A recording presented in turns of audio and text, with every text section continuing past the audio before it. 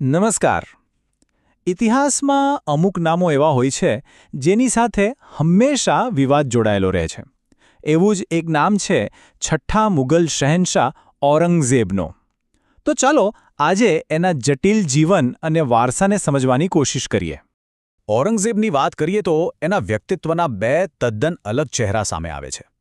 એક તરફ એક કુશળ સેનાપતિ અને એકદમ સક્ષમ શાસક હતો, તો બીજી બાજુ એક કઠોર ધાર્મિક વિચારક. અને આ જ વિરોધાભાસ એના વારસાને સૌથી વધારે રસપ્રદ બનાવે છે. સવાલ એ છે કે એક જ વ્યક્તિમાં આટલા વિરોધી ગુણો કેવી રીતે હોઈ શકે? વાત શરૂ થાય છે 3 નવેમ્બર 1618થી ગુજરાતના દાહોદમાં શાહજહાં અને મુમતાઝ મહેલને ત્યાં ઔરંગઝેબનો જન્મ થયો. એ શરૂઆતથી જ પોતાના ભાઈઓ કરતાં સાવ અલગ હતો. જ્યાં એનો મોટો ભાઈ દારા શિકોહ કલા અને ફિલોસોફીમાં ડૂબેલો રહેતો, ત્યાં ઔરંગઝેબનું ધ્યાન હંમેશા લશ્કરી રણનીતિ અને કડક શિસ્ત પર રહેતું. અને પછી વાર્તામાં એક મોટો વળાંક આવે છે. એના પિતા શહેનશાહ શાહજહાં ગંભીર રીતે બીમાર પડ્યા. બસ પછી તો મુઘલ સિંહાસન માટે ભાઈઓ વચ્ચે જે સત્તાનો સંઘર્ષ શરૂ થયો એ કોઈ સામાન્ય ઝઘડો નહોતો. એ હતો સિંહાસન માટેનો એક લોહિયાળ જંગ. ઔરંગઝેબે ખૂબ જ ચાલાકીથી અને ક્રૂરતાથી પોતાના રસ્તામાં આવનારા દરેકને હટાવી દીધા. પહેલાં તો એણે પોતાના વિદ્વાન ભાઈ દારા શિકોહને હરાવ્યો, પછી બીજા ભાઈ મુરાદની હત્યા કરાવી, અને એટલું જ નહીં, પોતાના સગા પિતા શાહજહાંને આગ્રાના કિલ્લામાં આખી જિંદગી માટે કેદ કરી દીધા. આ બધું કરીને 1658માં તેણે આલમગીર એટલે કે દુનિયાને જીતનારનો ખિતાબ ધારણ કર્યો અને સિંહાસન પર બેઠો.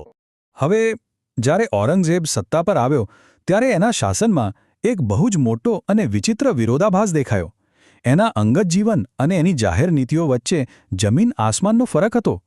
એના અંગત જીવનની વાત કરીએ તો એ એટલું સાદું અને ધાર્મિક હતું કે લોકો એને જિંદા પીર કહેતા, એટલે કે જીવતો સંત.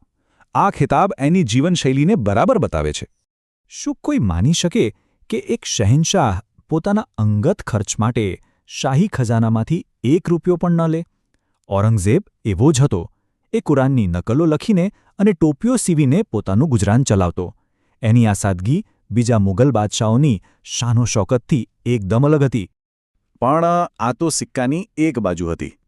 એની અંગત સાદગીની બરાબર વિરુદ્ધ હતી એની જાહેર નીતિઓ. અને એનું સૌથી મોટું ઉદાહરણ હતું જઝિયા વેરો. આ એક એવો ભેદભાવપૂર્ણ ટેક્સ હતો જે એણે સામ્રાજ્યના બિનમુસ્લિમ લોકો પર ફરીથી નાખ્યો. આ એક નિર્ણયે એક મોટા વર્ગને એનાથી નારાજ કરી દીધો. ઔરંગઝેબના રાજમાં મુગલ સામ્રાજ્ય કદાચ એની સૌથી મોટી સાઇઝ પર પહોંચ્યું. પણ કહેવાય છે ને, જેટલું મોટું સામ્રાજ્ય એટલા જ મોટા પડકારો. ચારે બાજુથી બળવાના અને વિરોધના સૂર ઉઠવા લાગ્યા હતા. દક્ષિણમાં છત્રપતિ શિવાજી મહારાજે મરાઠા સામ્રાજ્યનો પાયો નાખીને મુઘલો સામે એક જોરદાર પડકાર ઊભો કર્યો. શિવાજી મહારાજનું મુઘલ કેદમાંથી નાસી છૂટવું એ તો એક ઐતિહાસિક ઘટના છે. મરાઠાઓ સાથેના આ સતત સંઘર્ષે મુઘલ ખજાનાને ખાલી કરવાનું શરૂ કરી દીધું હતું.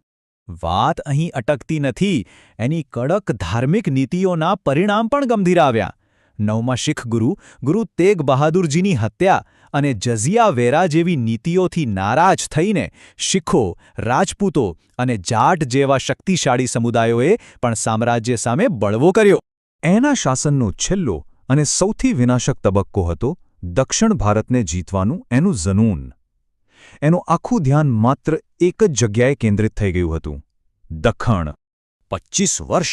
વિચારો, એક શહેનશાહ પોતાના જીવનના છેલ્લા 25 વર્ષ યુદ્ધના મેદાનમાં વિતાવે. આ એક અભિયાન એના જીવનનું અને એના સામ્રાજ્યનું બધું જ ચૂસી રહ્યું હતું.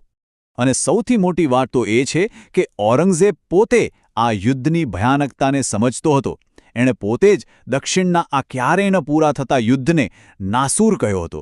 એક એવો ઘા જે અંદરથી સામ્રાજ્યને ખતમ કરી રહ્યો હતો. અને અંતે 3 માર્ચ 1707ના રોજ 88 વર્ષની ઉંમરે અહમદનગરમાં આ લાંબી અને વિરોધાભાસી સફરનો અંત આવ્યો. એની છેલ્લી ઈચ્છા પણ એના સાદા જીવન જેવી જ હતી.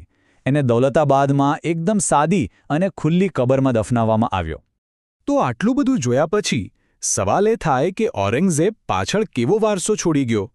એનું શાસન મુઘલ સામ્રાજ્ય માટે ટોચનું બિંદુ પણ હતું અને પતનની શરૂઆત પણ. ઔરંગઝેબનો વારસો એક બેધારી તલવાર જેવો છે.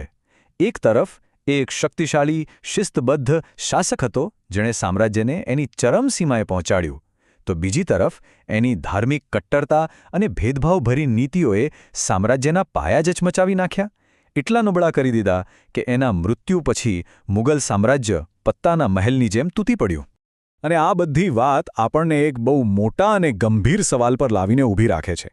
શું કોઈ શાસકનું અંગત જીવન સાદું અને ધાર્મિક હોય તો એના આધારે એની કઠોર અને વિભાજનકારી જાહેર નીતિઓને યોગ્ય ગણી શકાય? આ એક એવો સવાલ છે જેનો જવાબ ઇતિહાસ આજે પણ શોધી રહ્યો છે.